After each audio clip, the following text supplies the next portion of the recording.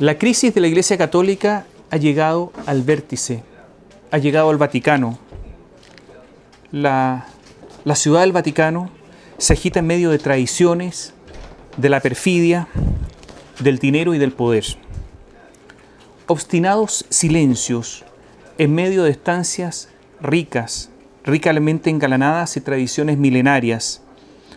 Algunos dicen que Satanás ya está definitivamente infiltrado en esos aposentos. ¿Qué ha pasado? Lo que pasó es que hace ya algún tiempo filtraciones de documentos ultra secretos se producen en Italia y medios de comunicación italianos, así como Wikileaks, aquí hay un Wiki Vaticano, permanentemente están publicando documentos secretos. Y ahora, hace poco, el periodista Gianluigi Nuzzi ha sacado un libro que se llama Las cartas secretas de Benedicto XVI. Un compendio de documentos privadísimos donde hay de todo. Las luchas internas, los problemas que tiene el Instituto per le Opere Religiose, que es el Banco del Vaticano, donde hay sacerdotes, pedófilos, los problemas con los legionarios, problemas políticos como la supuesta izquierdización de la Curia de Milán, los problemas con los lefebrianos, en fin, una serie de luchas por el poder. La policía del Papa, porque el Vaticano tiene policía, empezó a investigar, se creó una comisión especial y han detenido al mayordomo del Papa. El mayordomo del Papa se encuentra en estos instantes detenido, se llama Paolo Gabriele. Si usted ve al Papa en alguna fotografía, cuando anda en este jeep blanco descubierto en la Plaza de San Pedro, el señor que va al lado del conductor permanentemente es el mayordomo del Papa, un hombre que tiene acceso junto a muy poca gente, a todas las habitaciones, a todos los documentos, a las intimidades. Está detenido. Su esposa dice que hace 3 días que no lo ve. Ha sido interrogado por el fiscal, porque la curia tiene fiscales. ¿Y qué ha dicho el periodista Gianluigi Nuzzi, que publicó este libro? Ha dicho que en algún momento lo contactaron, fue a un departamento muy cerca del Vaticano, un departamento que estaba absolutamente vacío. Al medio, una silla de plástico. Sentado allí, un garganta profunda. Y muchos documentos. Y se los pasó. Y le dijo que esto lo hacían para defender al Papa Benedicto XVI. Que el Papa quiere luchar contra la corrupción, contra la hipocresía, contra la maldad. Pero que no puede, los poderes son muy grandes. Y que ellos intentan, a través de la filtración de estos documentos, develar todos estos misterios horrorosos papales, de manera que Benedicto XVI tenga la fuerza, un hombre de 85 años, para oponerse a todos los que le rodean o a muchos que le rodean. ¿A quién se indican como el gran opositor al Papa? Ni más ni menos que el número 2 del Vaticano, el secretario de Estado, Tarcisio Bertone. Ese es el hombre. Y hoy día, el diario República publica una entrevista a uno de los gargantas profundas, porque se estima que justamente el mayordomo del Papa es un hombre menor dentro de una organización. Incluso se habla de servicios secretos que organizaron toda esta filtración. Uno de estos gargantas profundas da una entrevista y le preguntan, ¿y por qué por el Papa? ¿Por qué ustedes apoyan al Papa? Porque no hay que hablar de una persona, sino que de varias. Se trata de varias personas que están en los últimos años preocupados por lo que se produce en la Iglesia. ¿Pero quiénes son? ¿Quién son ustedes?, le preguntan. Son aquellos que se oponen al secretario de Estado, Tarcisio Bertone. Aquellos que piensan que Benedicto XVI está muy débil para guiar la Iglesia. Aquellos que estiman que este es el momento justo para salvar lo que queda. Y le preguntan, ¿cómo nació la fuga de los documentos del Vaticano?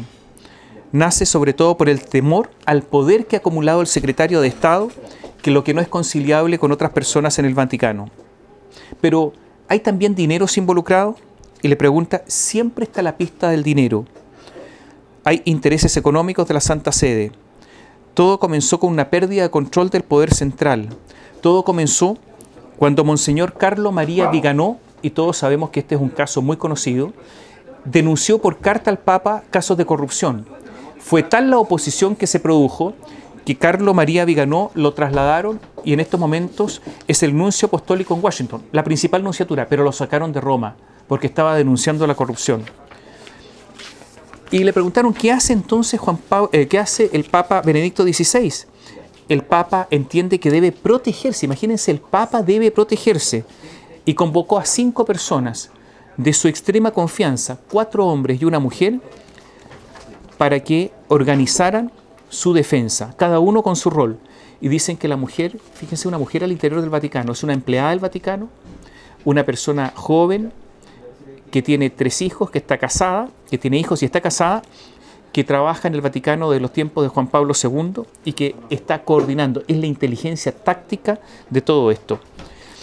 Y le preguntaron, ¿pero cómo lograron filtrar estos documentos?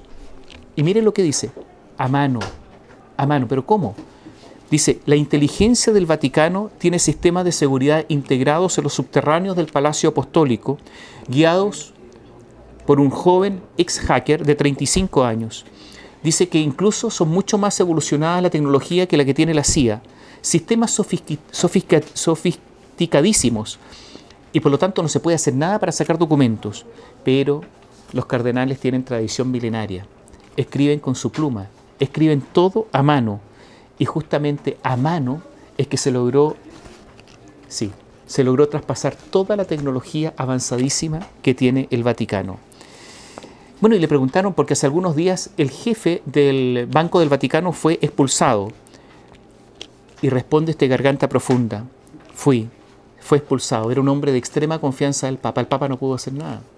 Incluso juntos, dice, escribieron la encíclica Caritas in Veritate. Y resulta que cuando supo que se había ido su amigo, el Papa se puso a llorar. Esto ocurrió hace pocos días. El Papa se puso a llorar de impotencia, diciendo que la verdad algún día se sabría. Bueno, esta es una larga entrevista, pero usted comprenderá el ambiente que se está viviendo en el Vaticano, un ambiente de terror. Un Papa aislado, un Papa de 85 años. Ya la lucha está desatada por su sucesión, la lucha de los poderes. Y en esta entrevista se dice que es tal el caos que nadie se sabe quién está con quién está contra quién, y es una especie de sálvese quien pueda agrediendo. Es lo que sucede al interior del Vaticano. Mientras tanto, hay otras personas que están en la mira, dicen. Por ejemplo, el secretario del Papa, de apellido York, que también estaría en la mira por parte de quienes quieren sacarse al Papa de encima. Ha habido en los últimos tiempos, en los últimos años, numerosos casos en que la Iglesia no ha podido, explicar. Veamos algunos casos. Por ejemplo, en 1998, Alois Esterman, ni más ni menos que el jefe de la Guardia Papal, fue asesinado en su departamento junto con su esposa Gladys Mesa Romero. ¿Quién lo asesinó? Un guardia, Cédric Torné. Nunca hubo una explicación clara. Lo cierto es que los suizos dijeron que esto no era claro, recordemos que la Guardia Suiza, y que podrían estar implicados no solamente algunos nobles suizos, sino que la Stasi, y que el jefe de la Guardia Suiza habría sido miembro de los servicios secretos de Alemania Oriental. Hay un caso que tiene actual relevancia. Emanuela Orlandi, una joven que era hija de funcionarios vaticanos, que tenía además la nacionalidad vaticana, que desapareció y se esfumó en la nada en 1983. Este es un caso que ha estado permanentemente en los medios italianos. Se dice que el jefe de una banda de delincuentes, una banda muy poderosa, que se llamaba Banda de la Magliana en Roma, Enrico de Pedis, habría participado en esto porque el Banco del Vaticano estaba involucrado en lavado de dinero y que justamente esta banda, para extorsionar al Vaticano, raptó a Emanuela. Emanuela nunca apareció. Pero lo notable es que este jefe de la banda, Enrico de Pedis, después se transformó en una especie de hombre que daba dinero, hombre encargado que le gustaban las obras clásicas, poco tiempo después de estas actividades delictuosas. Bueno, resulta que este Enrico de Pedis finalmente fue sepultado hace no tantos años en una iglesia en Roma. Hay que tener especiales relaciones con la Iglesia Católica para ser sepultado en una iglesia. Última denuncia, que en esa tumba, en esa iglesia que hoy administra el Opus Dei, no solamente estarían los huesos, los restos de este bandido, sino también los huesos de Manuela. Hace pocos días se abrió la tumba para saber si era verdad. Sí, están los huesos de 2 personas. Se están haciendo en estos momentos investigaciones a quién pertenece la segunda. Todo esto en medio de todas estas denuncias. ¿Para qué decir del caso Calvi? El caso del Banco Ambrosiano, un banco que quebró, que tenía contactos con la mafia, que tenía contactos con una organización que se llamaba P2, que hacía lavado de dinero, cuyo principal accionista era el Banco del Vaticano. El dueño de este banco era Roberto Calvi, y un día Roberto Calvi, desesperado, le escribe al Papa y dice: soy yo quien me he echado encima el fardo pesado de los errores, pero también de las culpas cometidas por los actuales y precedentes representantes del Banco del Vaticano. Hoy he sido traicionado y abandonado.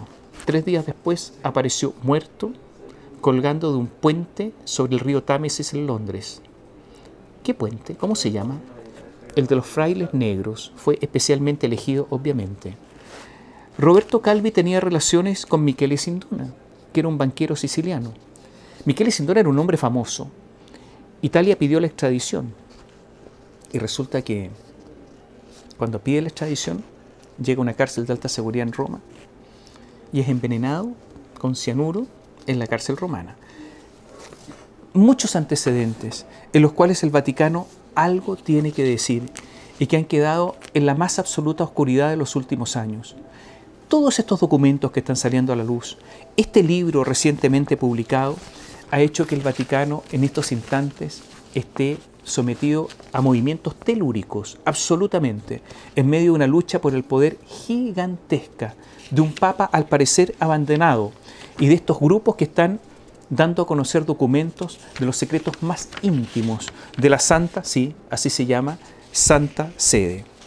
No es necesario que usted conozca lo que sucedió con Celestino V cuando fue defenestrado por Bonifacio VIII. Lea esa historia. Celestino V y Bonifacio VIII. O cuando Pedro Caldes arrancaba y arrancaba en el Vaticano y fue asesinado por César Borgia, el hijo del Papa Borgia, Alejandro VI. Dicen que el Papa quedó manchado con la sangre del asesinado.